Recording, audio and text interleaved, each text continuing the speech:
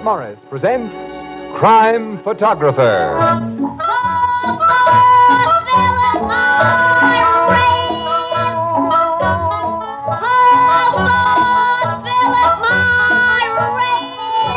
It's a wonderful, wonderful feeling to wake up fresh with no cigarette hangover. Yes, you'll be glad tomorrow you smoked Philip Morris today.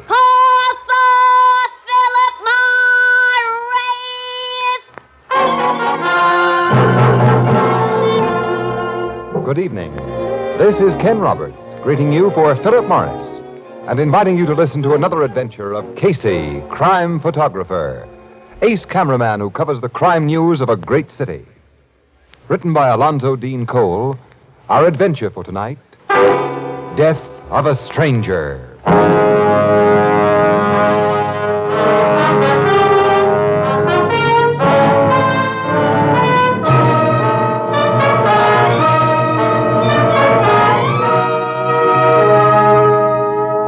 Morning, a little after 10 o'clock. Behind a massive desk in the richly appointed office that is a part of his home sits Robert Hayden, whose lucrative business is the buying and selling of rare stamps. A door opens and his brother enters. What do you want, Ronald? An old fellow outside wants to see you. Who is he? He wouldn't give me his name. He said you'd know who he was if I told you he has, the 3 skilling orange error. He has the 3 skilling orange error? Well, don't ask me for an explanation. He wouldn't give me any. For your information, Ronald, the 3 skilling orange error is a Swedish stamp. The only one known to exist is owned by an ex-king who would be a most unlikely visitor to this office. Your man outside is a nut. Get rid of him. But the old chap acted perfectly sane. I said get rid of him. Very well. Oh, wait, Ronald. Can't you learn the least thing about a secretary's duties? I've done something wrong again? You've just wasted my time, Ronald. Look, I've had to support you most of your life, and mine. When my son Horace was taken ill, you offered to take over his job. But you've been nothing but a bother. Now, file these letters, and correctly, please. I'm going upstairs and see Horace. He's gone out for a walk. Why, the doctor told him to stay in bed. Oh, that young fool. If he has a relapse when I need him, I'll see if he's gone out. Answer that telephone and say that I'm out. Wait. I'm expecting a call from my son, Arthur. If it's him on the wire, say I'll have that check for him this afternoon, and not to bother me about it before then. What check? Oh, he'll know about it. Pick up that telephone. I'm going up the back stairs. Robert Hayden's office. His secretary speaking. Well, you're learning, Uncle Ronald. Soon you'll be a better secretary than I am. Oh, it's you, Horace. Mm-hmm. Is Dad there? He just went upstairs to raise the dickens if he found you out of bed. Well, I'm down in Market Square. I walked all the way here, and I feel fine. Oh, your dad won't like it. Does he ever like anything I do or you do? The only member of the family who ever gets a decent word out of him is my little brother, Arthur. Is he around now? No, but your father's expecting him, I think, to pick up a check. Another check for the fair-haired boy, huh? When I want extra money, the old man tells me to live on the salary he pays me. Well, now, Horace, your father tries to be... Uncle Ronald! What? Come here! Someone help! What was that, Uncle? Your brother, Arthur, he's yelling. Hold the wire, Horace. Uncle Ronald! What's wrong, Arthur? I just came into the outer office, and I found that man. Look at him. Good. Arthur, Ronald, what's going on here? Who is that? That's the stranger who wanted to see you, Robert, the man who gave me that message. There's a knife in his throat. I found him slumped in the chair like that. Is he dead? Yes, Arthur, the man's dead. Looks like suicide.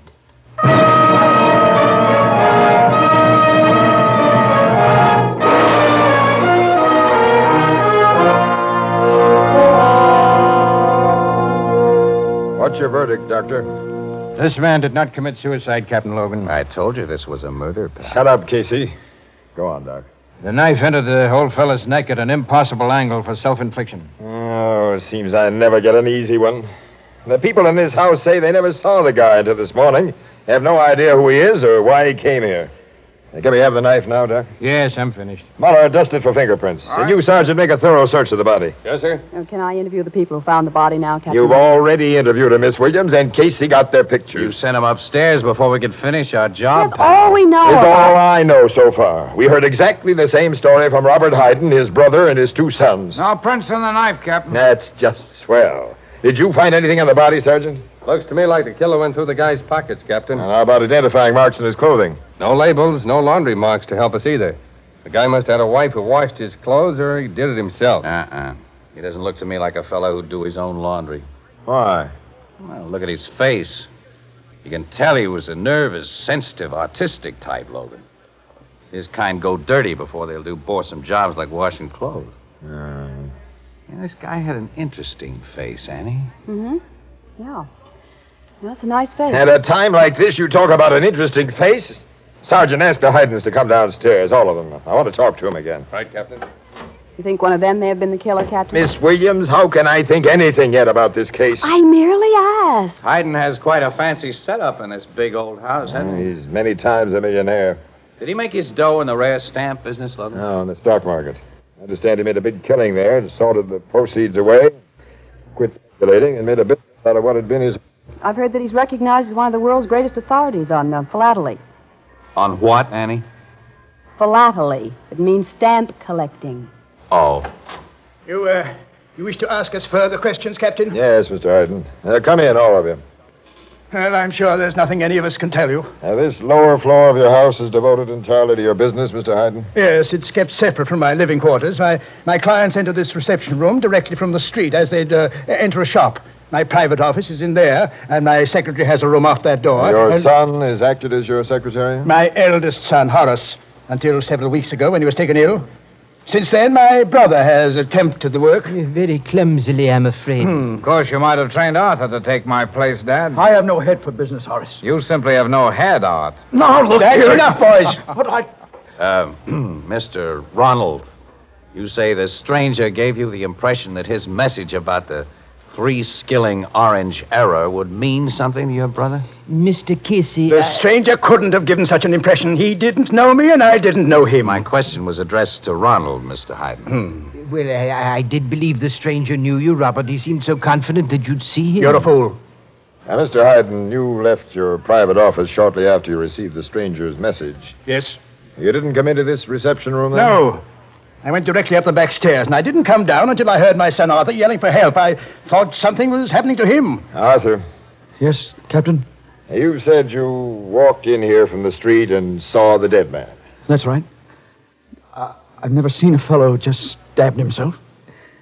It seemed all I could do was yell for help. At that time, Horace, you were talking to your uncle over the phone, huh? Yes, Mr. Casey. I'd called Dad's office from a booth in the Market Square drugstore. I held the wire while Uncle Ronald went to learn the reason for Arthur's yells, and when he came back on the wire and told me the reason, well, I naturally flagged a cab and hurried home. You reached here before we cops did, Mr. Horace. Yes, you policemen certainly took your time in getting Well, here. if you'd correctly reported the stranger's death, we'd have come here faster, Mr. Hayden. What do you mean? You said the man had committed suicide, but we found a murder. Murder? That man didn't kill himself? He did not kill himself. Well, but then, who killed him? And why? That's something I think one of you 4 men can tell me. Now he's thinking, Annie. Yes, Casey. And I wonder where it'll get him.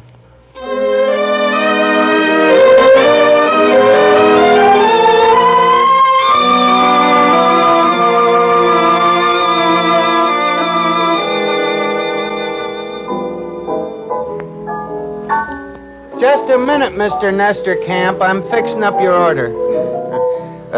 You say Logan got nowheres with them Haydens, huh, Casey? No, nowhere at all, Ethelbert. They haven't changed their stories a bit. And the victim's identity has to be known before Captain Logan can hope to prove that one of the Haydens or anybody had reason to kill him. Logan lost his sense of values on this one, Annie. Showed his hand too soon. There's no clue to the stranger's identity, huh? Nope. That makes things really tough. You think any one of them Haydens could have done it except the one who was telephoning from Market Square? I don't know. And we won't know anything about this stranger until... You know, that guy's face haunts me, Annie. You know, it's the kind of a face that you don't forget. Yeah. If the paper had print that close-up I took of him... Yeah, somebody would be sure to identify it. Why won't they print it? Well, did you ever see a close-up of a guy with a fresh knife wound in his throat? No. Well, you won't. In any family newspaper, Ethelbert. Too many customers wouldn't like it. Well, I'm a customer, and I wouldn't object. Well, all right, pal. You asked for it. Here's the picture I took of the dead stranger. Oh. You see? Yeah. Hey, that dead guy is Mr. Carfora. What? He lives in my neighborhood, Casey. Well, where? Well, who was he? Where? What was Oh, it? Mr. Carfora owns a little old house on Bay Street just back of the lumber yard. He and my sister Edna sent their clothes to the same wash lady. And she says he'd done some kind of work in his house, but she didn't know what. Annie, we're going to that house on Bay Street right now. First, I'm going to kiss Ethelbert. Blue Note Cafe, Ethelbert Oh, it was Williams.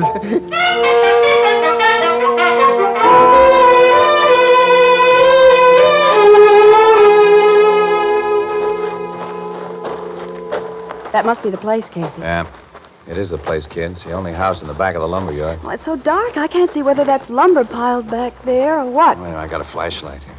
We should have phoned Captain Logan to join us. We'll let that lug in on this after our exclusive is in the bag. Come on, Annie. You're going to break into the house? Oh, not break in exactly. I'm kind of handy at opening doors without causing any damage. Well, I hope we can find something in there that establishes a motive for Carfara's killing. I have a hunch we will find something. Casey! Explosion. It was in Carfara's home. Hey, look, the place is on fire. That man. He's running from the house. You stay there, Annie. Casey, come back here. After I get a good look at that. He's shooting at you. Your flashlight. Shot it right out of my hand. That was foolish, mister. You got no target now. Another miss, fella. Try again. Now, that gun flash gave me a target. Now I've got you. Casey! Casey, where are you? I can't see. Answer me, Casey. Answer me. Oh.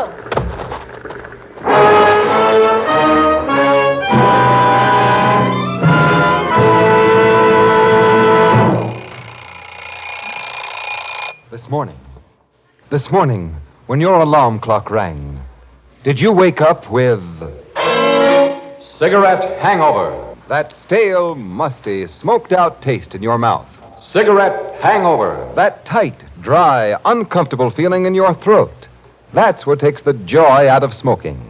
And when that happens to you, it's time to change to Philip Morris. Remember, Philip Morris is the one, the only cigarette proved definitely less irritating, definitely milder than any other leading brand.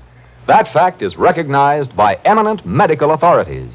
No other cigarette can make that statement. Remember, top-ranking doctors, eminent nose and throat specialists actually suggest Philip Morris in cases of irritation due to smoking.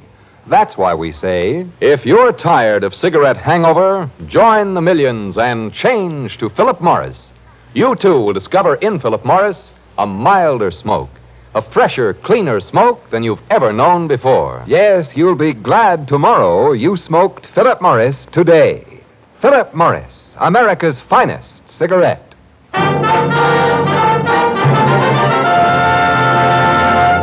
And now back to Casey, crime photographer.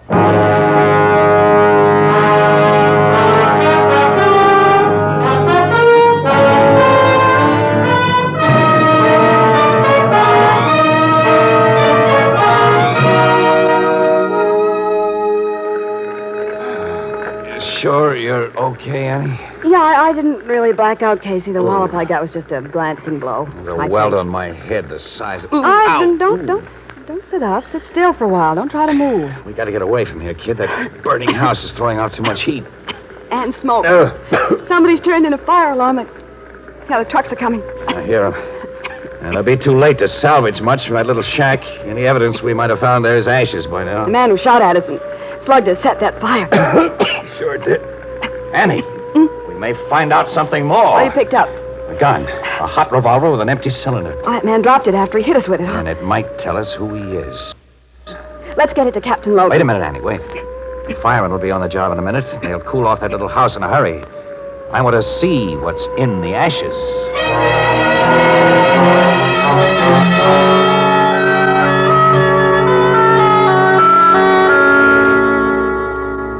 You say this guy Carfora was an engraver, Casey? Well, that had been his trade, Logan, but the guy was essentially a hobbyist. And among other things, he went in for chemistry and photography. Annie and I saw the remains of some swell equipment in the ruins of his home. Yeah, we checked our findings there with neighbors who'd known him, Captain. Nobody knew him really well, but we're told that his main interest was philately. Stamp collecting, dumbbell. Oh, stamp collection. Well, anybody knows that. Yeah, well, get the connection, though. Carfora was an absolute bug on stamps. He bought them constantly and is supposed to have owned some very rare books on the subject. His collection apparently was destroyed by the fire. And that fire was no accident, pal. It was set by the guy who slugged Ann and me. Have you any idea why? Captain Logan. Yes, Sergeant? I just got the report on the gun Casey found, sir. Oh, good. Swell. Well, let's have it. A permit for a revolver of this make and serial number was issued 6 months ago to Arthur Hayden. Arthur? Well, that's the youngest son and his father's favorite. Arthur's the one who discovered Carforo's body. Sergeant, issue an order for the arrest of Arthur Hayden. Wait a minute, Logan, will you? Before any arrests are made, before anyone's told about that gun or our identification of the stranger, let's have a talk with Robert Hayden. The old man. Yeah. He could have used his kid's gun tonight. He's the big stamp man, and stamps are the link with Carfora. All right, let's have a talk with Robert Hayden.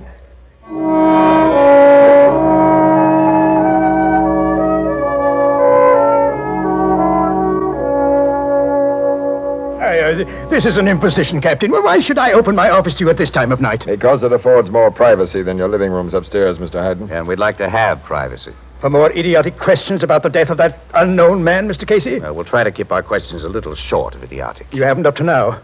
But citizens must cooperate with the police, I suppose. Please step into my office. Ladies first, Miss Williams. Thanks. Now, what can I tell you that I haven't already told you before? First, Mr. Hayden, what business did you do with Angelo Carfora? Angelo Carfora? Mm-hmm. Is the name familiar? Well, of course it is. I never forget a client, at least not a client who gave me cause to remember him, as this Carfora did. Well, Casey, we didn't expect him to admit, no. Well, tell us about Carfora. Well, he did business with me for a long time, buying only seconds, stamps that are damaged in one way or another and worth only a fraction of normal value. But quite frequently, he submitted undamaged stamps for my opinion as to their genuineness. I found all of them to be forgeries, except the last one he sent, which was a perfect postmaster provisional. Oh, his business meant little to me in a monetary way, but he had a feeling for stamps, and I enjoyed his interesting letters. I never met the man personally, but... You never met him? No. Why do you ask me about Carfora? I thought you were only concerned about that murder. Angelo Carfora was killed in your reception room this morning.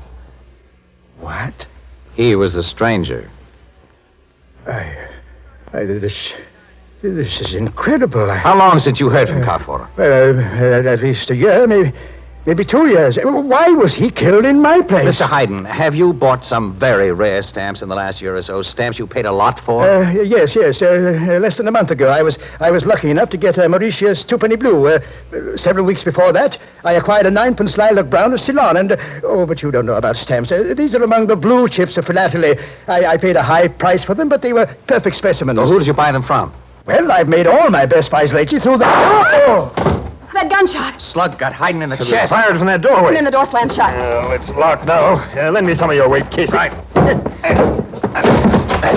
That opened it. Miss Williams, see what you can do for Hayden while we... Help him! Logan! I see. Break, you two. Break! This gun was on the floor beside him, Logan, a hot gun. It's Arthur's gun, Captain. I knocked it from his hand. You gave me no chance to explain, Uncle Ronald. You can explain now, Mr. Arthur. Both this gat and the one you dropped at Carfora's place tonight. But I don't know what... I heard a shot. What's happened here? Horace, your brother Arthur... Shot his father. Arthur? No, I didn't. Captain Logan, I'm afraid nothing can be done for Hayden. He's dead. Arthur Hayden, I'm placing you under arrest for murder. No. Hold it, Logan. What? Let's get this picture straight before you arrest Picture anybody. straight enough, Mr. Casey. I caught Arthur with the gun in his hand. But I didn't shoot him. I just picked up that gun when Uncle Ronald grabbed me. Just picked it up? Yes. I just come into this hall through the street door in the back. And then I heard a shot and loud voices in Dad's office. I ran this way and I saw the gun on the carpet. Without thinking, I picked it up and just then Is that the best story you can think of, Arthur? But it's true. Horace, I swear it's true. Whereabouts in the hall were you, Mr. Ronald, when you saw Arthur with that gun? At the foot of the back stairs. I was on the floor above, and when I heard that shot, I came down 3 steps at a time. The shot brought you too, Horace? Yes, down the front stairs. Now, you were the first on the scene, Arthur. Did you see whoever dropped that gun? No, he'd gotten away before This is nonsense. Nobody dropped that gun, and nobody got away. My brother is the killer, Captain. Sure, Casey, it's as plain I as... don't agree. Why not? Because Hayden was killed to cover up the murder of Carfora. And Arthur doesn't fit the Carfora picture as I see it now. Look, Casey, Arthur discovered Carfora's body. You were slugged with Arthur's gun outside Carfora's house. And now Mr. Arthur Hayden is found with the murder gun in his hand a few seconds after his father's been bumped off. What more do you want? A probable link to Carfora. But I don't understand. Arthur, you got a check from your father today, didn't you? Yes? How big was it? What was it for? It was $2,000. I owed a gambling debt. Again? Okay, Horace, okay, I'm no good. Dad was always paying out money to get me out of trouble. The old man was my friend, as well as my father. As my brother's favorite son, Arthur, will inherit most of Robert's estate. But I never even thought of that. If you did, you never needed Carfora. But who is this Carfora? The name isn't familiar to you, Mr. Ronald? No. How about you, Horace? I never heard the name until you mentioned it. You're a liar. I beg your pardon? How long were you your father's secretary? About 10 years. During those 10 years, like any confidential secretary, you opened your boss's mail, read it, and took his dictation when he answered it, didn't you? Yes, But you never heard the name of Carfora? Hey, what is this? You know what it is. Your father made you work while your brother was allowed to play. You hated both of them for that. You never had enough money. And through Carfora, you saw a way to make big money. I don't know what you're talking about. Oh, yes, you do. You played both your father and Carfora for suckers. It was easy to keep apart while you were on the job as secretary. But when you were taken sick and your uncle was put in your place, you foresaw trouble. You could think of only one way to avoid it. You knew Carfora would come to the office this morning. So you got out of bed against orders to be ready for him. When your uncle left the reception room to deliver that message about the Swedish stamp, you killed Carfora. Oh, you're crazy. I was a mile away in a drugstore on Market Square when Carfora was killed. I talked to Uncle Ronald from a phone booth there. Yes, he did, Mr. Casey. How many phones are there in this big house, Mr. Ronald? Lines, I mean, not extensions. Why, 3.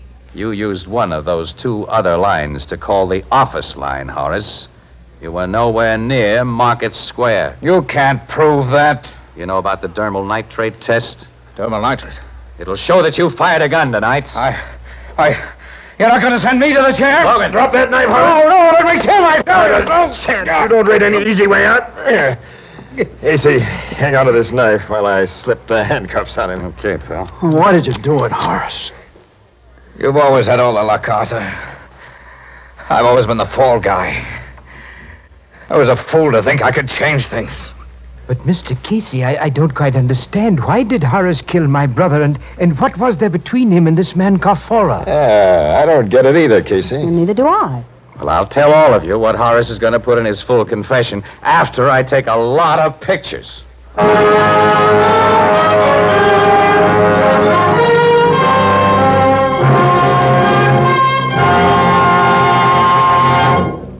We'll join our friends at the Blue Note in just a moment. But first...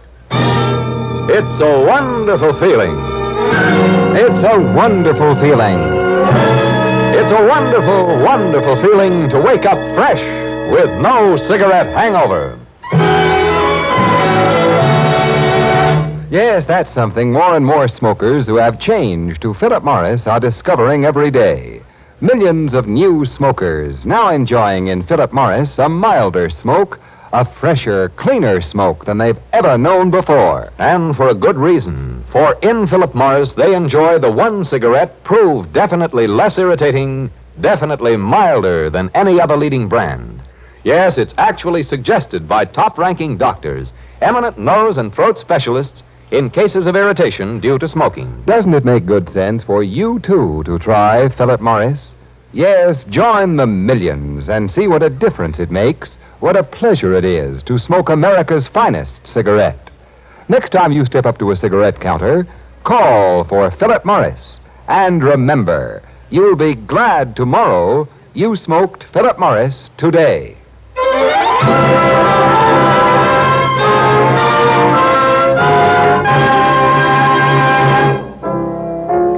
Did Casey call a turn on Horace's full confession in advance, Miss Williams? Pretty nearly, Ethelbert. Well, what was the Carfora setup, and how'd you know? It was all very simple. To a mastermind. Huh. Carfora was a bug on philately. Stamps, that is, to you, Annie. He was a skilled engraver who had a lot of fine chemical and photographic equipment, and somebody wanted to destroy the place where he lived and worked. All of which didn't mean much to your mastermind until our talk with Robert Hayden. He supplied missing parts of the puzzle. Carfora, as he threw the mails, had bought a lot of rare stamps that were in reach of his pocketbook because they were damaged. He'd sent Hayden a lot of undamaged stamps for appraisal. In Hayden's expert opinion, all were forgeries except the last. Which told the great Casey that Carfora had been trying to make perfect stamps by copying damaged ones and had finally succeeded. You mean he was a stamp counterfeiter? Yeah, that's right. But he didn't try to pass his counterfeits off as a genuine article, though. He wanted to sell them for what they were, perfect copies. But Horace was hit with a big idea.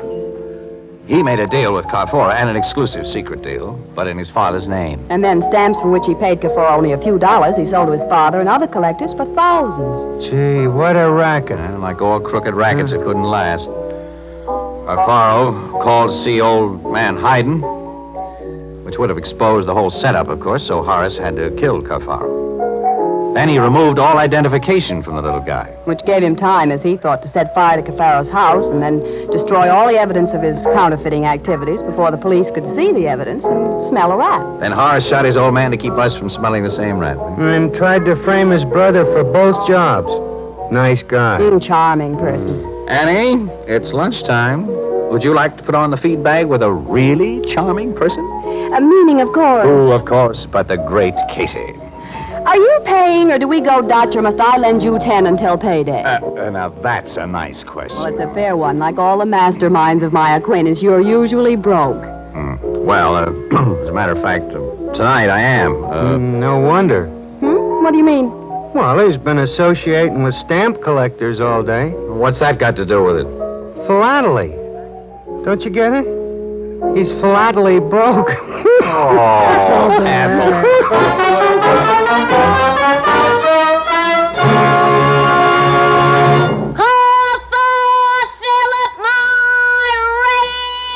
Friends, remember this. If you're tired of cigarette hangover, call for the one cigarette that gives you a milder, fresher, cleaner smoke. Yes, from now on...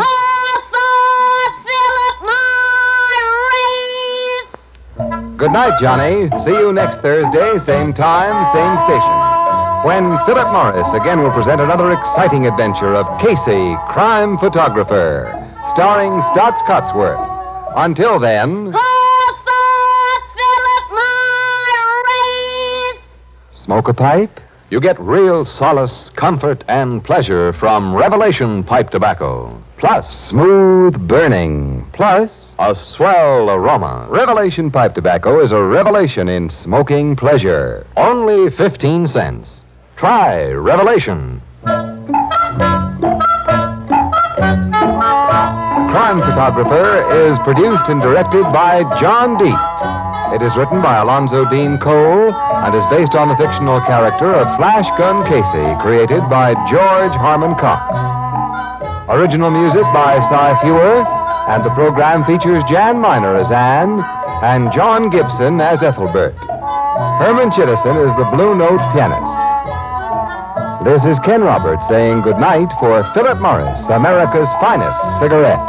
This is CBS, the Columbia Broadcasting System.